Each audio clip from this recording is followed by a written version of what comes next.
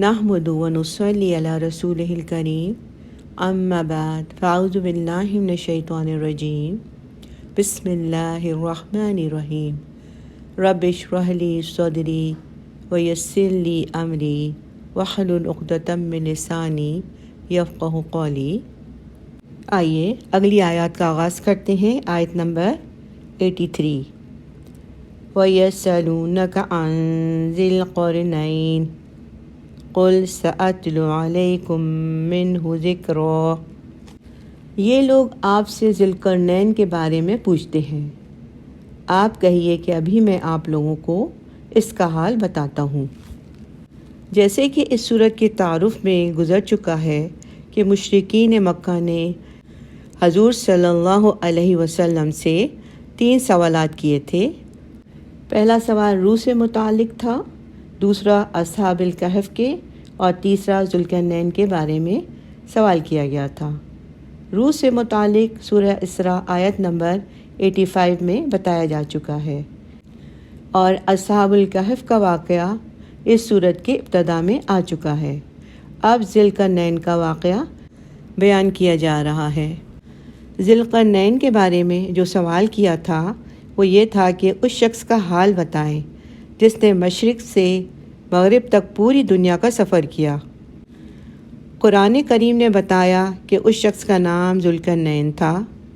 ذوالقرنین کے لفظی معنی ہیں 2 سینگوں والا۔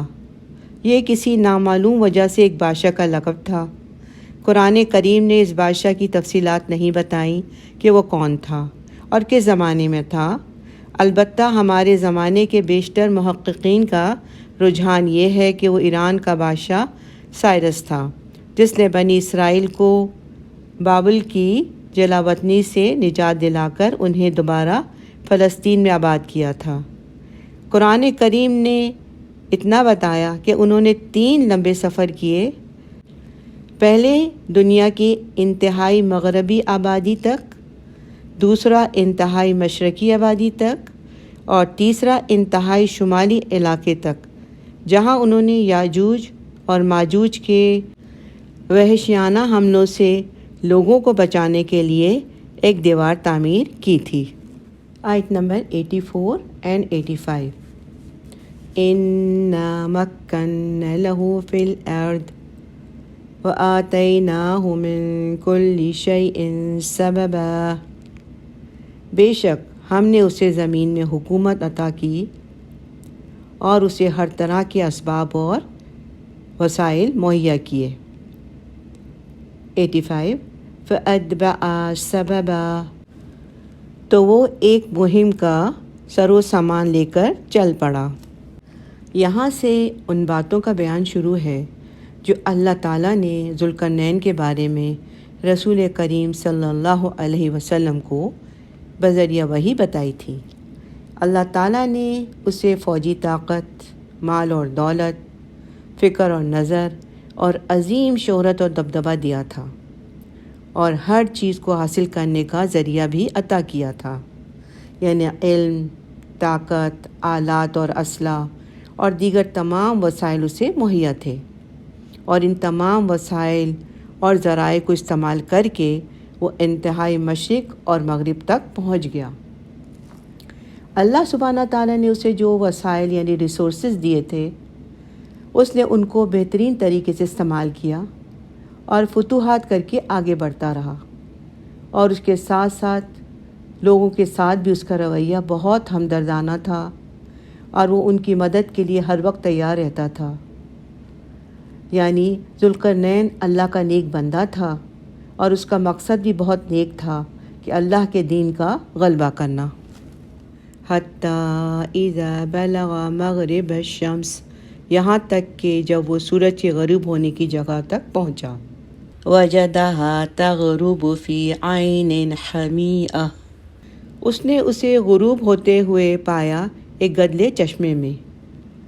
یہ ان کے پہلے سفر کا ذکر ہے، اور مطلب یہ ہے کہ اس وقت مغرب میں دنیا کی جو آخری آبادی تھی، ذوالقرنین وہاں تک پہنچا، اور وہ ایسی جگہ تھی کہ اس کے بعد کوئی آبادی نہیں تھی، اور حد نظر تک سمندر ہی پھیلا ہوا تھا، اور سمندر ہی کی شکل ایک سیاہ رنگ کے دلدل جیسی تھی، اور شام کے وقت جب سورج غروب ہوتا ہے تو دیکھنے والے کو ایسا لگتا ہے جیسے کہ وہ ایک دلدل نما چشمے میں ڈوب رہا ہو۔ وَوَجَدَ عِندَهَا قَوْمًا، اور اس نے پایا وہاں ایک قوم کو، یعنی اس علاقے کو جب انہوں نے فتح کر لیا تو وہاں بسنے والی قوم جو ہے وہ ان کی رعایا بن گئی۔ قُلْنَا يَا ذَا الْقَرْنَيْنِ إِمَّا أَن تُعَذِّبَ وَإِمَّا أَن تَتَّخِذَ فِيهِمْ حُسْنًا، ہم نے کہا اے ذوالقرنین، تم چاہو تو انہیں سزا دو اور چاہو تو ان کے بارے میں حسن سلوک کا معاملہ کر دو۔ یعنی جب وہ انتہائی مغرب میں پہنچا تو اس نے دیکھا کہ سورج ایک ایسے چشمے میں جا کر غروب ہو جاتا تھا جس کی مٹی کالی اور گرم تھی۔ مفسرین نے لکھا کہ اس چشمے سے مراد بحر اٹلانٹک ہے، جس کے ساحل پر جا کر ذوالقرنین رک گیا، اور جہاں غروب آفتاب کے وقت ایسا معلوم ہوتا تھا کہ وہ اسی سمندر میں غروب ہو رہا ہے، ورنہ آفتاب تو چوتھے آسمان پر ہے۔ شوکانی لکھتے ہیں کہ کوئی بعید بات نہیں کہ ذوالقرنین اس سمندر کو پار کر کے انتہائی زمین تک پہنچ گیا ہو جہاں آفتاب غروب ہو جاتا تھا۔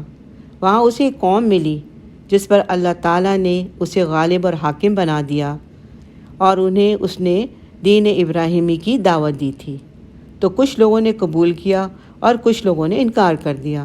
اللہ نے کہا اے ذوالقرنین، تم چاہو تو انکار کرنے والوں کو عذاب میں مبتلا کرو، چاہو تو فود اور درگزر سے کام لو اور حق کی طرف انہیں بلاتے رہو۔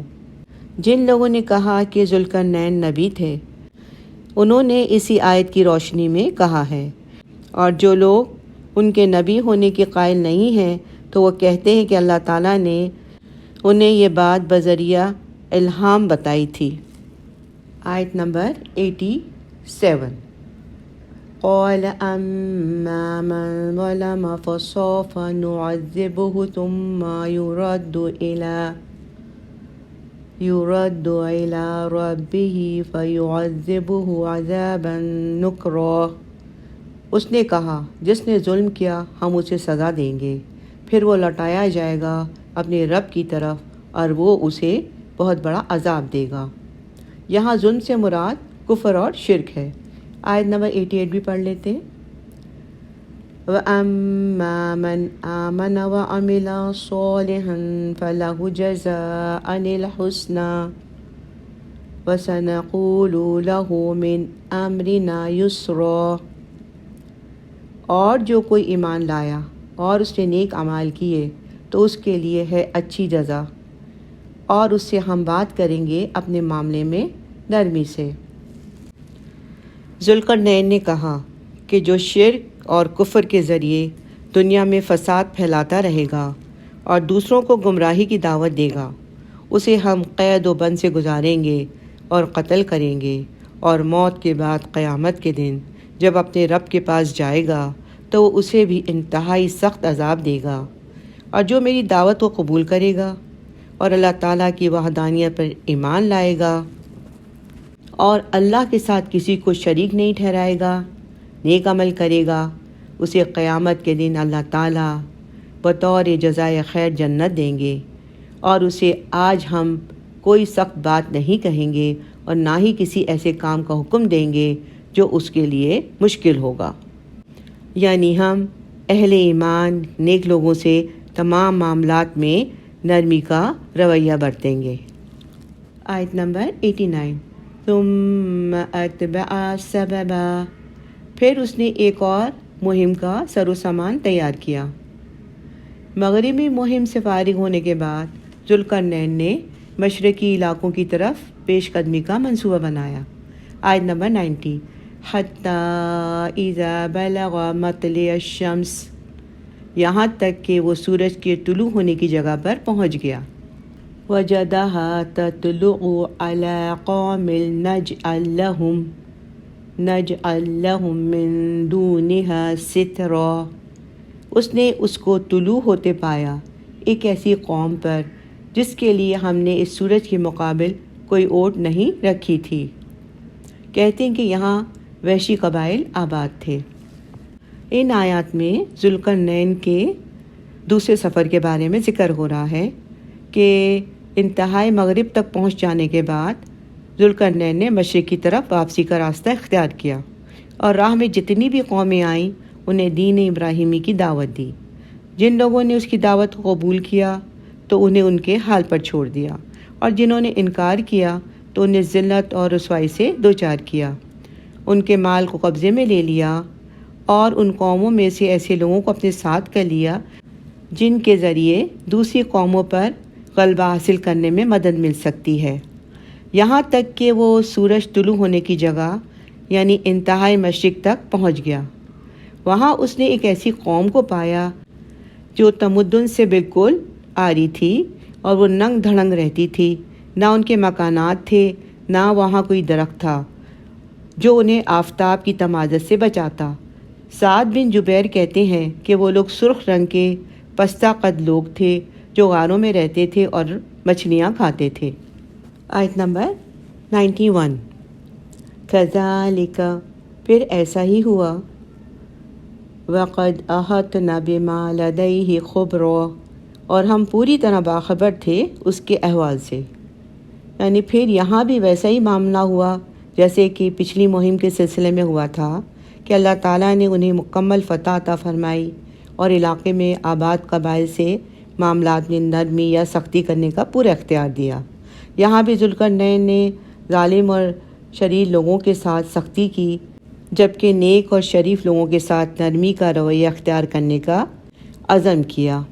اللہ تعالیٰ فرماتے ہیں کہ جو کچھ ذوالقرنین کے پاس تھا اور جن حالات سے اس کو سابقہ پیش آیا، ہم اس سے پوری طرح باخبر تھے۔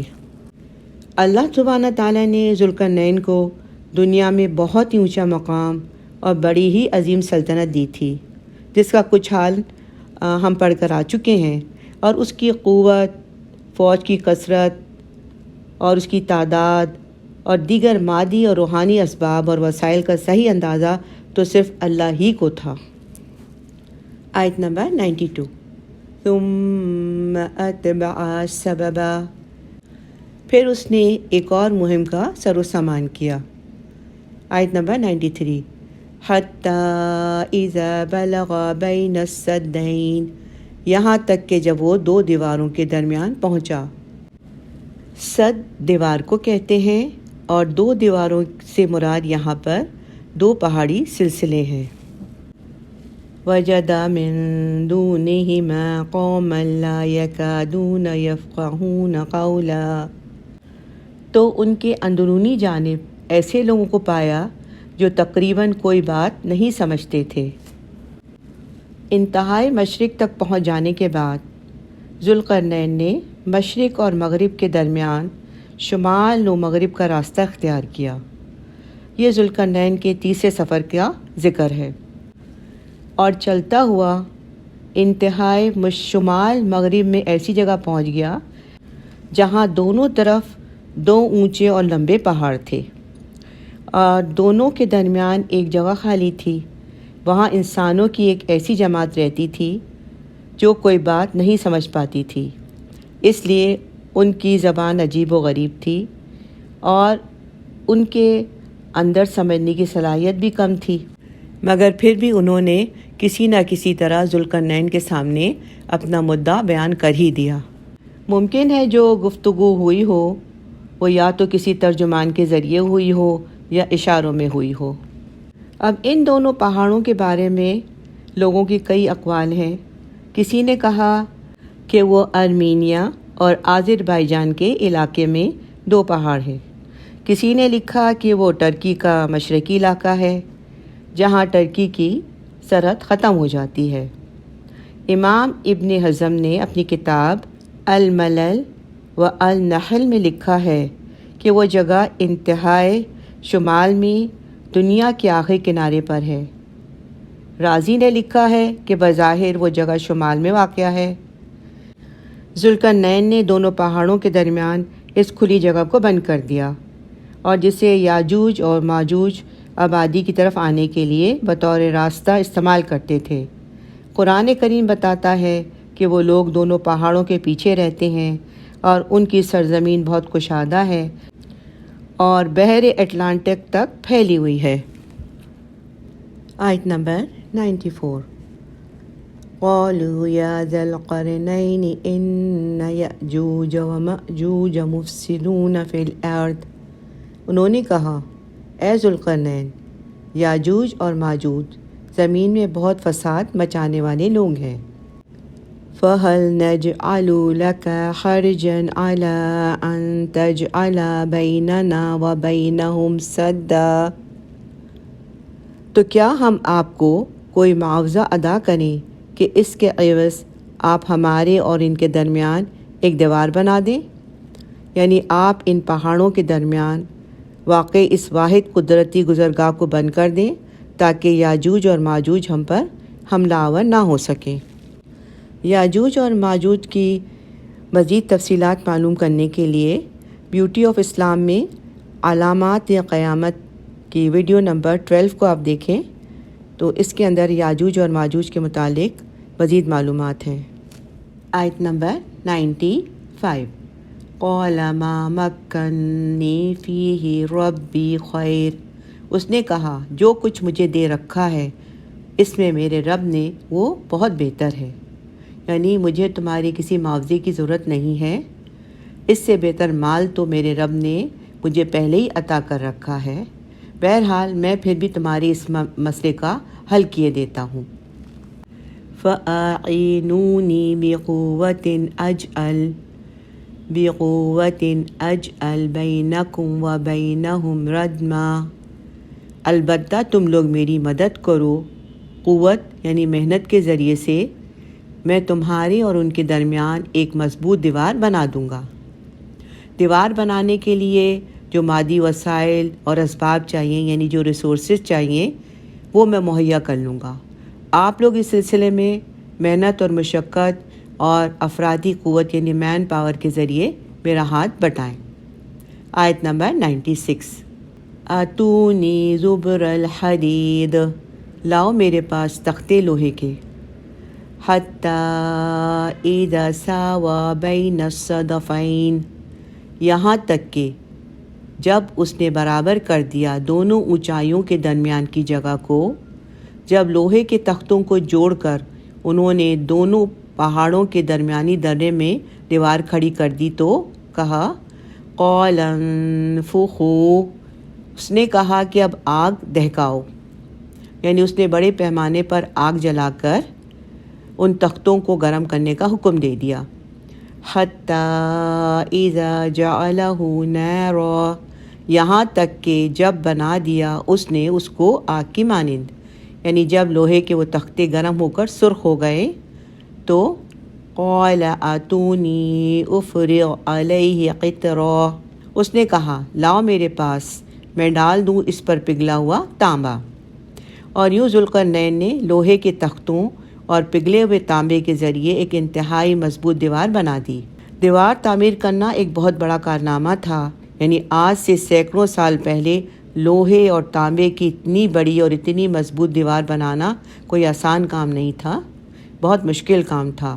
پھر بھی ذوالقرنین نے تمام مادی اسباب یعنی ریسورسز کو استعمال کرتے ہوئے، جو اسے اللہ تعالیٰ نے ایک قوت اور طاقت بخشی تھی، وہ استعمال کرتے ہوئے اور اپنی علم اور حکمت سے یہ دیوار بنائی۔ یہاں ایک مومن کے کردار کا یہ پہلو بھی سامنے آتا ہے کہ وہ اللہ کے دیے ہوئے وسائل یعنی ریسورسز کو بہترین طریقے سے استعمال کر کے اور اپنے علم کی بنیاد پر بڑے بڑے کام بہترین طریقے سے انجام دے سکتا ہے۔ آیت نمبر 97۔ فَمَا اسْتَطَاعُوا أَن يَظْهَرُوهُ وَمَا اسْتَطَاعُوا لَهُ نَقْبًا، اب نہ تو وہ یاجوج اور ماجوج اس کے اوپر چڑھ سکیں گے اور نہ ہی اس میں نقب لگا سکیں گے۔ آیت نمبر 98۔ قَالَ هَذَا رَحْمَةٌ مِّن رَّبِّي، اس نے کہا کہ یہ رحمت ہے میرے رب کی، یعنی اتنا بڑا کارنامہ سر انجام دینے کے بعد بھی ذوالقرنین کوئی کلمہ فخر زبان پہ نہیں لایا، بلکہ یہی کہا کہ اس میں میرا کوئی کمال نہیں ہے، یہ سب اللہ کی مہربانی سے ممکن ہوا۔ فَإِذَا جَاءَ وَعْدُ رَبِّي جَعَلَهُ دَكًّا، اور جب آ جائے گا وعدہ میرے رب کا تو وہ کر دے گا اس کو ریزہ ریزہ۔ وَكَانَ وَعْدُ رَبِّي حَقًّا، اور میرے رب کا وعدہ سچا ہے بے شک۔ ذوالقرنین کے تیسرے سفر کا خلاصہ کچھ اس طرح سے ہے کہ ان لوگوں نے ذوالقرنین سے کہا کہ دونوں پہاڑوں کے پیچھے یاجوج اور ماجوج کی قوم رہتی ہے، انہیں جب بھی موقع ملتا ہے دونوں پہاڑوں کے درمیانی راستے سے ہماری طرف آ جاتے ہیں، قتل اور غارت گیری کرتے ہیں، لوٹ خسوٹ کے بعد واپس چلے جاتے ہیں، تو کیا آپ ہم سے معاوضہ لے کر ہمارے اور ان کے درمیان کوئی رکاوٹ کھڑی کر دیں گے؟ ذوالقرنین نے اس بات پہ جواب دیا اور کہا، مجھے تم لوگوں سے کسی معاوضے کی ضرورت نہیں، اللہ نے جو مال اور دولت اور جو سلطنت مجھے دیا ہے وہ اس معاوضے سے کہیں بہتر ہے جو تم لوگ مجھے دینا چاہتے ہو۔ تم لوگ صرف مجھے مزدوری، صنعت کار اور ضروری آلات سے میری مدد کرو تاکہ میں تمہارے اور ان کے درمیان ایک مضبوط رکاوٹ کھڑی کر دوں، یعنی اس درے کو بند کر دوں جس سے ہو کر وہ لوگ تمہاری طرف آ جاتے ہیں۔ مجھے لوہے کے ٹکڑے دو۔ جب دونوں پہاڑوں کی درمیانی جگہ میں لوہے کی اینٹوں کی 2 متوازی دیواریں بنا دیں تو ان لوگوں سے کہا، اب ان دونوں دیواروں کے درمیان آگ جلاؤ یہاں تک کہ لوہا تپ کر آگ بن جائے۔ جب لوہا آگ بن گیا تو ذوالقرنین نے ان سے کہا کہ اب مجھے پگھلا ہوا تانبا دو تاکہ اسے گرم کر کے لوہے پر انڈھیل دوں اور لوہے سے چپک جائے۔ وہ رکاوٹ اتنی اونچی اور چکنی تھی کہ اس کے بعد یاجوج اور ماجوج کا آنا بند ہو گیا، اور وہ اتنی موٹی اور سخت تھی کہ ان کے لیے اس میں سوراخ کرنا ناممکن ہو گیا۔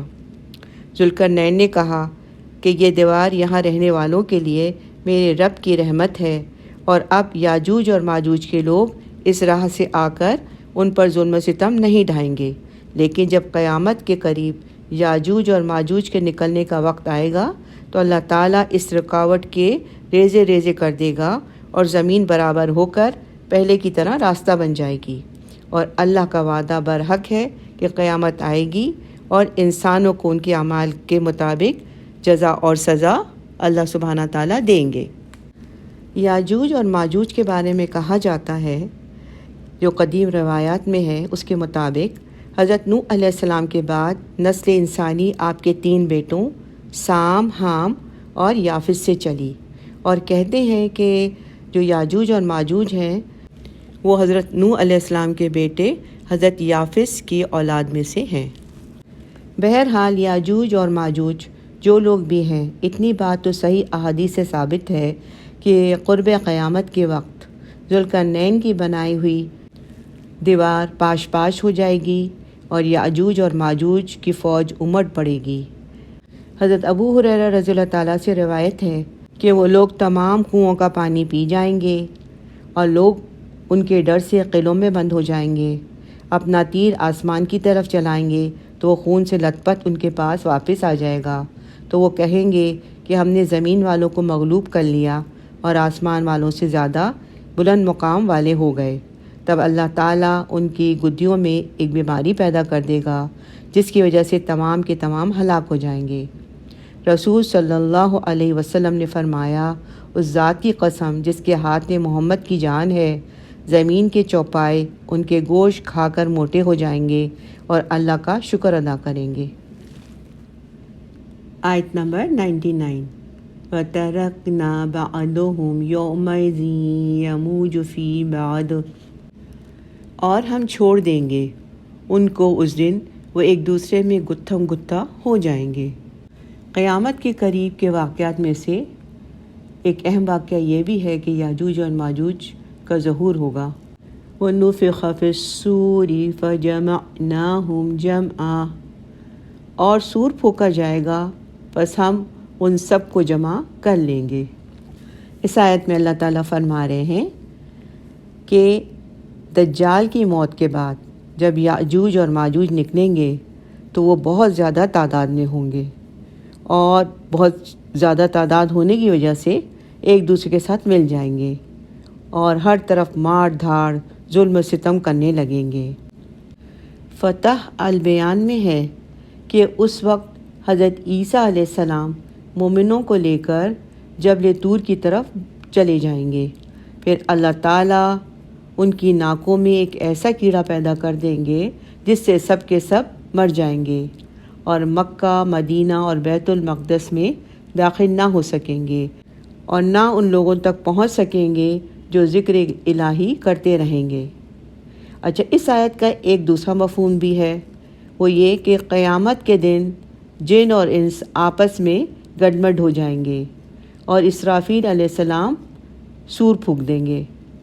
مفسرین لکھتے ہیں کہ یہ دوسرا سور ہوگا جس کے بعد اللہ تعالیٰ تمام مخلوقات کو دوبارہ زندہ کریں گے اور میدان محشر میں حساب اور جزا کے لیے جمع کر دیا جائے گا۔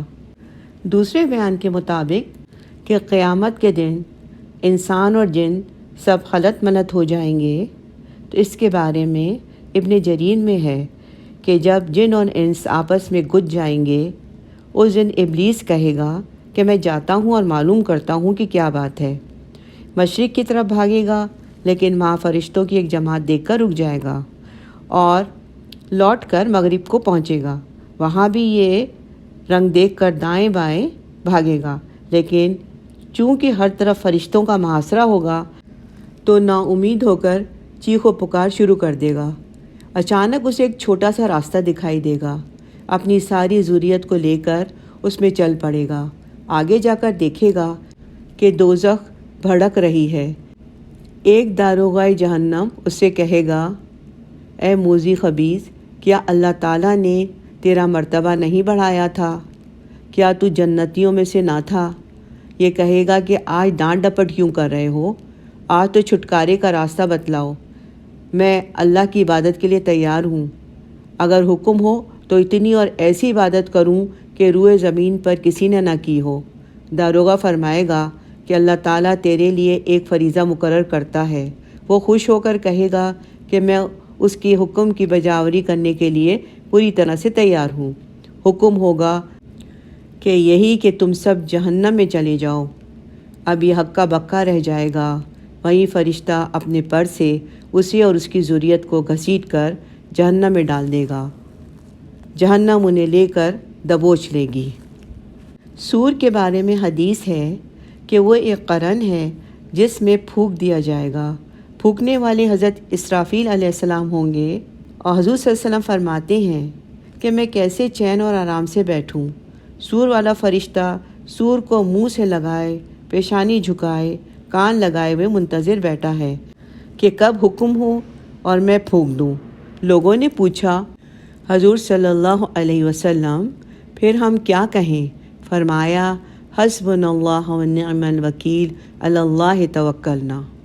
بے شک۔ آیت نمبر 100 and 101۔